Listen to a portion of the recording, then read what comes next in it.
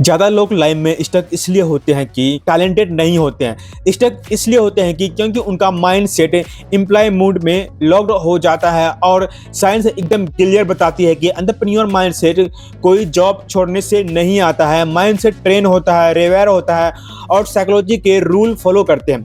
Modern neuro science, behaviour psychology और performance research बताती है कि ग्लोबली ये प्रूव करती है कि एम्प्लॉय और एंटरप्रेन्योर का सबसे बड़ा डिफरेंस स्किल्स नहीं होता है, थिंकिंग पैटर्न होते हैं। Habit 1, security thinking versus ownership thinking. Employee का ब्रेन पूछता है इसमें रिस्क है क्या, एंटरप्रेन्योर का ब्रेन पूछता है इसमें अपॉर्चुनिटी है क्या।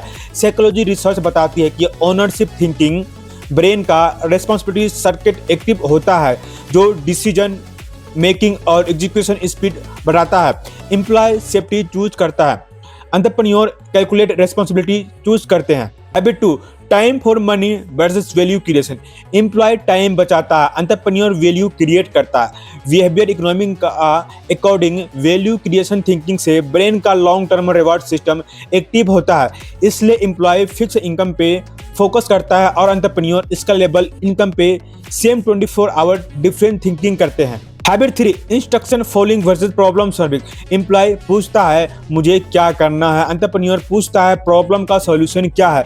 कॉग्निटिव साइकोलॉजी रिसर्च शो करती है कि प्रॉब्लम सॉल्विंग माइंडसेट से मेंटल एडेप्टेबिलिटी और कॉन्फिडेंस दोनों बढ़ते हैं। इंस्ट्रक्शन कंफर्ट देती है, प्रॉब्लम ग्रोथ देती है। Habit 4, fear of failure versus feedback mindset. Employee failure से डरता है, एंटरप्रेन्योर फेलियर को डाटा समझता है। न्यूरो साइंस बताती है कि जब फेलियर को फीडबैक माना जाता है तो ब्रेन का फियर रिस्पॉन्स वीक होता है, इसलिए एंटरप्रेन्योर फास्ट एक्सपेरिमेंट करता है और फास्ट इम्प्रूव करते हैं। फेलियर सेम नहीं होती है, फेलियर सिग्नल होती है। फेलियर आपको मौका देते हैं आगे बढ़ने के लिए, आपको स्ट्रॉन्ग करते हैं। Habit 5, fix identity versus growth identity.